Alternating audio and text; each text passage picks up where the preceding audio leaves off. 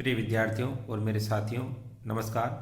आज हम बात करते हैं कृषि रसायन कक्षा 12 के अर्धवार्षिक अर्थात समान स्तर परीक्षा के प्रश्न पत्र के बारे में, जो कि बहुत ही इम्पोर्टेंट है इसको समझना, क्योंकि इसी पैटर्न पर आपकी जो बोर्ड की एग्ज़ाम है वो होने जा रही है। 2025 का जो पेपर आएगा वो इसी के स्तर का आएगा, इसलिए हमें अच्छी तरह से इस प्रश्न पत्र को समझना है और किस तरह से प्रश्न पत्र तैयार किया जाता है, किस प्रकार से प्रश्न कहाँ कहाँ से आने की संभावना है, हम विस्तार से डिस्कस करेंगे।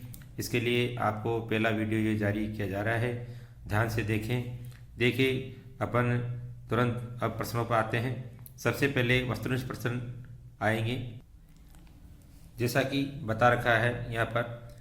वस्तुनिष्ठ प्रश्नों में प्रथम प्रश्न है कायांतरित चट्टान का उदाहरण है। तो इसमें आपको सभी को मालूम है कायांतरित चट्टान का उदाहरण संगमरमर है, ये सही आंसर आ जाएगा स। दूसरा क्वेश्चन लेते हैं चूना पत्थर का उदाहरण कौन सा है। तो इसमें अवसादी चट्टान इसका उदाहरण है।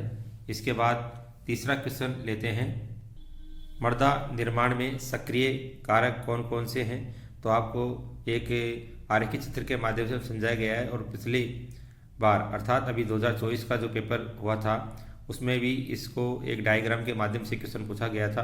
तो इस डायग्राम अच्छी तरह याद करने में, इसमें सक्रिय कारक कौन सा है तो ये आपको अच्छी तरह मालूम होगा। जलवायु इसके अंदर सक्रिय कारक है, जबकि ये पैतृक पदार्थ और जो समय है और धरातल है ये आपके जो निष्क्रिय कारकों में आएगा। देखिए, इसको डायग्राम के माध्यम से समझा रखा है, मृदा निर्माण के कारक, सक्रिय कारक और निष्क्रिय कारक, इसलिए इसको अच्छी तरह याद कर लें। आपकी छोटा क्वेश्चन भी पूछा जा सकता है कि सक्रिय कारक कौन कौन से हैं।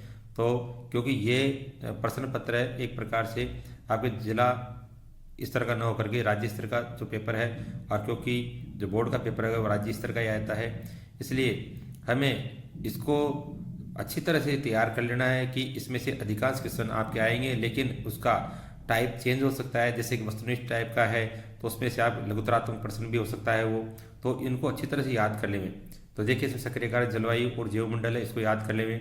यदि आपके सक्रिय कारकों में जलवायु के अंतर्गत कौन कौन से आते हैं तो इनका नाम याद कर लेंगे, और निष्क्रिय कारक कौन कौन से, निष्क्रिय कारकों के भी नाम आपको याद रखने हैं। ये डायग्राम को अच्छी तरह से याद कर लें, इसमें से क्वेश्चन वापस फिर बन सकता है।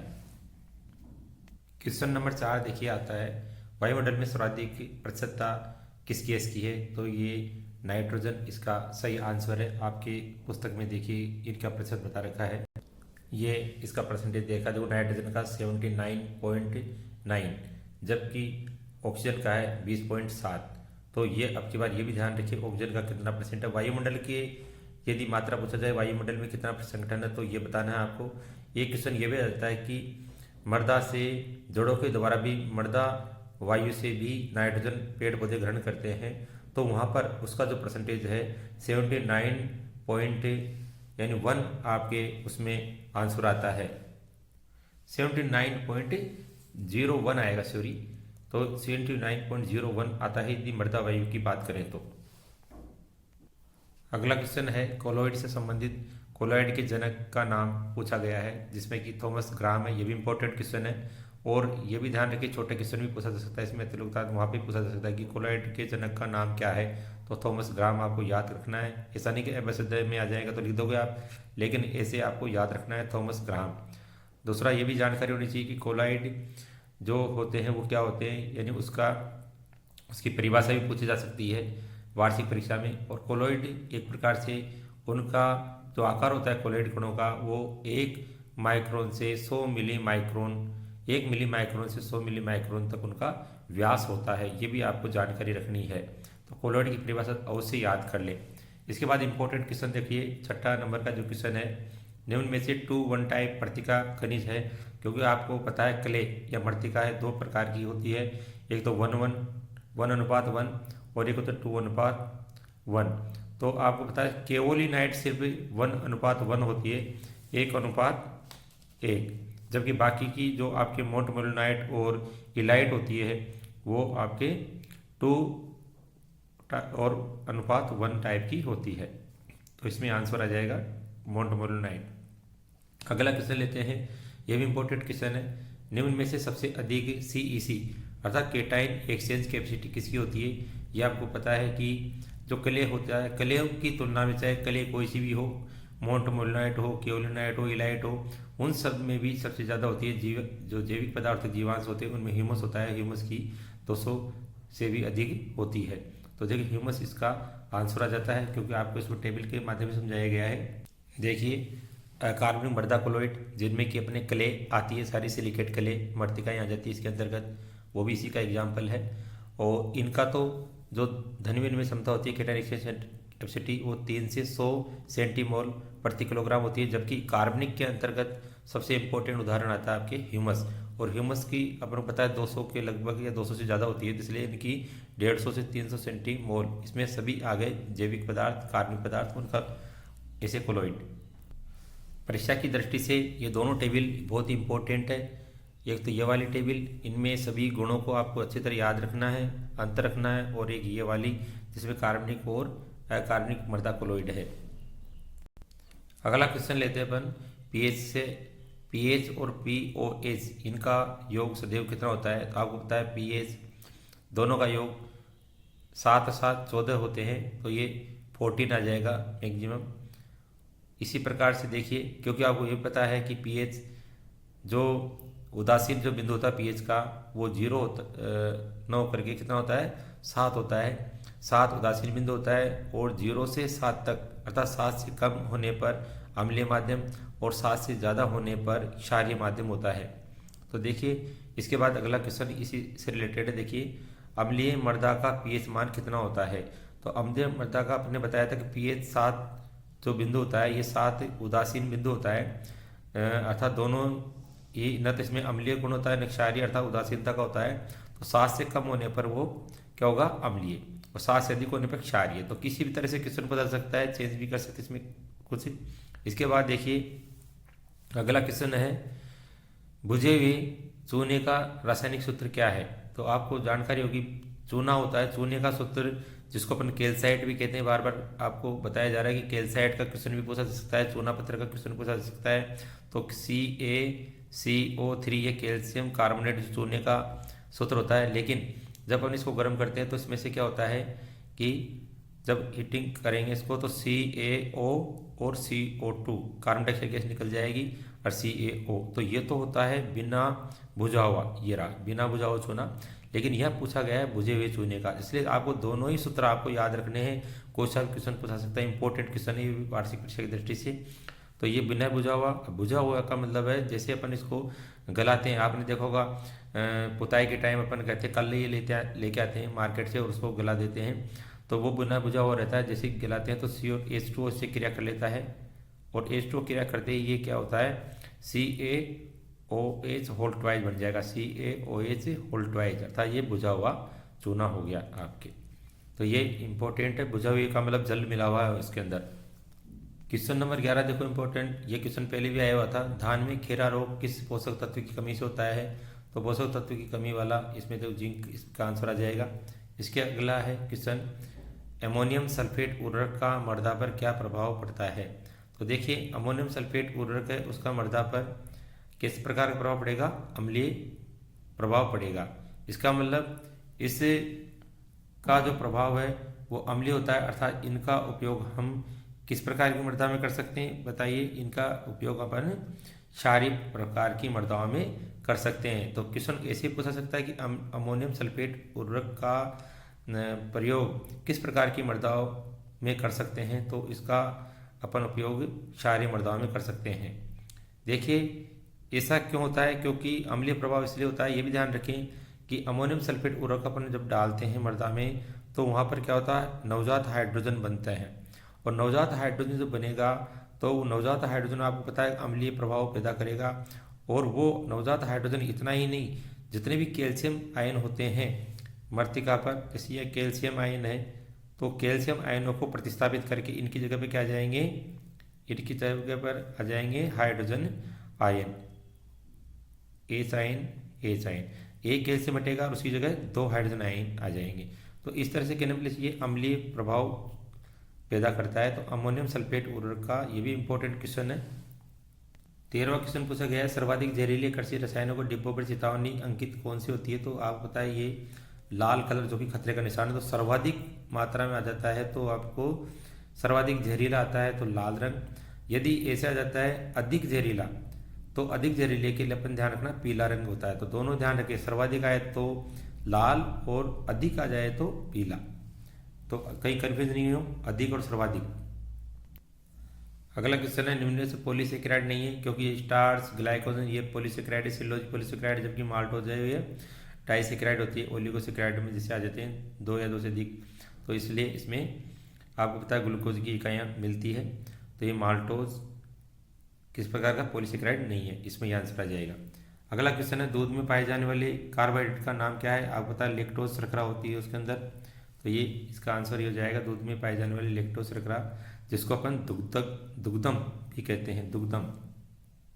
अब आते हैं रिक्त स्थान वाले क्वेश्चन। मर्दा शब्द की उत्पत्ति लैटिन भाषा के शब्द किससे हुई है, सोलम से। ये आपके जो पहला चैप्टर है उसमें सोलम आ जाएगा पर। इसके बाद अगला क्वेश्चन लेते हैं, मृत्तिका पर आवेश पाया जाता है। तो बताइए मृत्तिका अर्थात आपकी जो मृत्तिका होती है उन पर किस प्रकार आवेश पाया जाएगा, ऋण आवेश। यहाँ पर अपन लिख सकते हैं ऋणावेश। मृत्तिका पर ऋणावेश पाया जाएगा तभी उन पर क्या होता है, आयनों का आयन विनिमय होता है। और आप पता है तभी उस पर धनायन आते हैं, धनायनों का आयन विनिमय होता है। इसके बाद देखिए अगला क्वेश्चन है, अम्लीय मृदा सुधार के लिए क्या मिलाया जाता है, चूना मिलाया जाता है। और क्षारीय मृदा में अपन अधिकतर आते हैं तो जिप्सम लिखते हैं, आपकी 11वीं की क्लास में भी ये क्वेश्चन था। अगला क्वेश्चन आया है आपके, केंद्रीय मृदा लवणता अनुसंधान संस्थान, ये आपके करनाल हरियाणा में स्थित है, इसका आंसर। और अगला क्वेश्चन आपके है 20वां, पौधे नाइट्रोजन को, आपको पता है नाइट्रेट के रूप में तो सभी लिखते हैं, नाइट्रेट और अमोनियम दोनों के रूप में ग्रहण करते हैं पेड़ पौधे नाइट्रोजन को, तो ये दोनों आ जाएगा इसमें। 21वां क्वेश्चन आपका है कि वे सभी रासायनिक तत्व जो पौधों की वृद्धि तथा उपापचय के लिए आवश्यक होते हैं, क्या है ये, पोषक तत्व कहलाते हैं। तो पोषक तत्व होते हैं वो सब, इनके ऊपर पोषक तत्व लिखेंगे, पोषक तत्व। अगला क्वेश्चन लेते हैं अपन 22वां, सोडियम युक्त उर्वरकों के अधिक प्रयोग से, जहाँ सोडियम है वहीं क्षार है, अर्थात क्षारीय मृदा हो जाती है, क्षारीय। 23वां क्वेश्चन है, दो मोनोसेकेराइड्स के मध्य कौन सा पाया जाता है बंध, ग्लाइकोसाइडिक बंध पाया जाता है, ग्लाइकोसाइडिक बंध। यह कंफ्यूज करने वाला प्रश्न है बच्चों, इस वाले जैसे कि आपकी ये बायोकेमिस्ट्री का जो चैप्टर है इसमें ध्यान रखें, ये तो दो मोनोसेकेराइड जब क्वेश्चन आता है तब तो ये ग्लाइकोसाइडिक बंध, और यदि ऐसे आ जाता है दो एमिनो एसिड्स इकाइयाँ मिलकर के और कौन सा बंध बनाती है तो वहाँ आएगा पेप्टाइड बंध।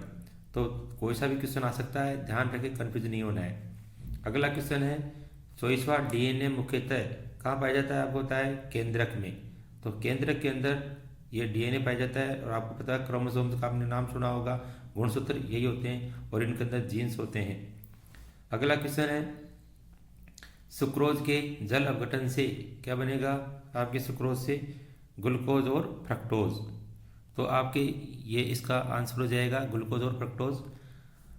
इसी प्रकार से देखिए 26वां क्वेश्चन है आपके, पेड़ पौधे और जंतुओं के भाग सड़क करके और क्या बनाते हैं, जैविक खाद, या आप कह सकते हो उनको कार्बनिक खाद, कुछ भी लिख सकते, जैविक खाद या कार्बनिक खाद बनाते हैं।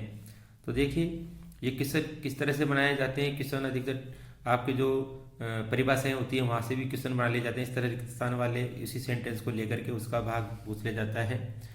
तो ये अगला क्वेश्चन है। अब आते हैं अति लघुतात्मक क्वेश्चन। 27वां क्वेश्चन है, ससंजन बल किसे कहते हैं। यह आपके जो प्रश्न संख्या 31 से क्वेश्चन लिया गया है। देखिए ससंजन का मतलब एक ही प्रकार का जो पदार्थ है तो उनके जो अणु होते हैं उनमें आपस में जो बल लगता है वो ससंजन बल होता है। जैसे जल है तो जल के अणुओं में आपस में जो बल लगेगा वो ससंजन होता है।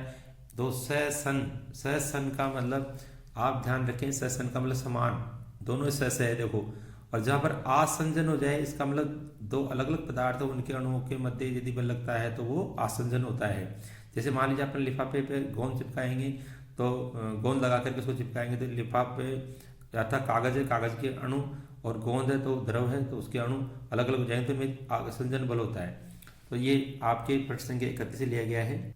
देखिए ये ससंजन और आसंजन, आपको ये भी ध्यान रखना है ये ससंजन और आसंजन बल है, ये किसका गुण होता है, ये मृदा कोलोइड्स का एक प्रमुख गुण पाया जाता है। तो आपके क्वेश्चन को लिया जाए, मान लीजिए मृदा कोलोइड्स के कोई से 2 गुण लिखिए, तो आप ससंजन और आसंजन को भी याद रखना है। सुघट्यता है उसका भी गुण लिख सकते हो। और इसी तरह से आपके देखो यहाँ ऊर्णी पिंडन, विऊर्णी पुंडन, फैलाव, सब कुचन वाले गुण इसके अंदर अपन इनकी बात करते हैं। कि क्वेश्चन ये बड़ा हो जाएगा वीडियो, इसलिए शॉर्ट में बात कर रहे हैं। अगला क्वेश्चन देखिए, धनायन विनिमय क्षमता की इकाई क्या होती है। तो ये प्रश्न संख्या 42 से लिया गया है, जिसको अपन केटाइन एक्सचेंज कैपेसिटी भी कहते हैं, CEC। अपन ने अभी देखा था कि ह्यूमस की सबसे ज़्यादा केटाइन एक्सचेंज कैपेसिटी होती है, और क्ले में आपके जो धनायन कैपेसिटी होती है वो उनकी तीनों में अलग अलग होती है। देखिए मोंट मोलिनोनाइट है, उसकी जो कैपेसिटी होती है CEC मान वो सबसे ज़्यादा होता है। यदि कले की बात करें तो कले में सबसे ज़्यादा मोंट मोलिनाइट की होती है। इसके बाद में इलाइट और सबसे कम केओलिनाइट सबसे कम होती है। देखिए महत्वपूर्ण बिंदु में से लिया गया है क्वेश्चन, धनायन विनिमय क्षमता की मापक इकाई सेंटीमोल प्रति किलोग्राम होती है। अवश्य याद कर लें, मोस्ट इंपॉर्टेंट है परीक्षा की दृष्टि से। देखो तीनों पॉइंट दे रखे मैंने, 9वां 10वां, ये सभी बिंदु इंपॉर्टेंट हैं, जरूर ये परीक्षा की दृष्टि से महत्वपूर्ण है। 29वां क्वेश्चन है, पीएच किसे कहते हैं, पीएच को परिभाषित करना है। देखिए इन वैज्ञानिक का नाम भी आपको याद करना है परीक्षा की दृष्टि से, एसपीएल सोरेनसन तो कम से कम आप याद रखें। तो इन्होंने इनके बारे में बताया था, और ये परिभाषित देखो यहाँ से बता रखा है प्रश्न के संभाले से कि किसी विलयन की पीएच उसके 1 लीटर में उपस्थित ग्राम हाइड्रोजन आयन के सांद्रण के व्युत्क्रम का लघु गुणक होता है।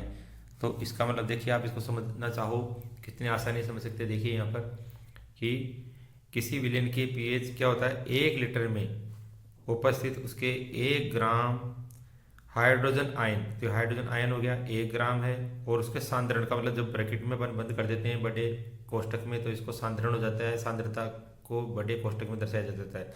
तो 1 लीटर हाइड्रोजन आयन के सांद्रण का ये क्या है, व्युत्क्रम। देखिए 1 बटा कर दिया अपन ने, व्युत्क्रम कर दिया इसको, तो व्युत्क्रम है उसका लघु गुणक है। तो देखिए लघु गुणक पता लॉग कर दिया, ये लघु गुणक है, वही क्या कहलाता है, इसका पीएच कहलाता है। तो आपको इसको इस तरह से शो कर सकते हैं, एंटी लॉग हो गया देखिए, या इसको ऐसे कहते हैं पीएच का हाइड्रोजन आयन की सांद्रता का जो ऋणात्मक लघु गुणक है वो पीएच कहलाता है। इस तरह से अपन इसको परिभाषित कर सकते हैं, इसको अवश्य याद कर लें परीक्षा की दृष्टि से। 30वां क्वेश्चन है, ESP का पूरा नाम लिखिए। तो ESP ये प्रश्न संख्या आपके 59 से आया है और सोडियम से रिलेटेड है। देखिए एस जो आपके है एक्सचेंजेबल सोडियम परसेंटेज, पी का मतलब परसेंटेज, तो एसपी आप अच्छी तरह याद कर ले, सोडियम परसेंटेज, ई का मतलब एक्सचेंजेबल अर्थात विनिमयशील सोडियम प्रतिशतता।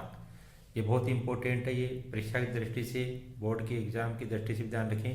देखिए पाठ्य पुस्तक में ये जो बटा का चिन्ह है ये गलती से लग गया है, ये इस तरह से है, ESP बराबर एक्सचेंजेबल सोडियम परसेंटेज बटे, फिर इसको बटे ये इसको यहाँ नीचे इस लाइन खींचेंगे, फिर इसके नीचे आएगा केटाइन एक्सचेंज कैपेसिटी सेंटीमोल प्रति किलोग्राम। इस तरह ये सूत्र भी आप याद रखना, ये सूत्र पूछा जा सकता है, ESP का सूत्र बताइए।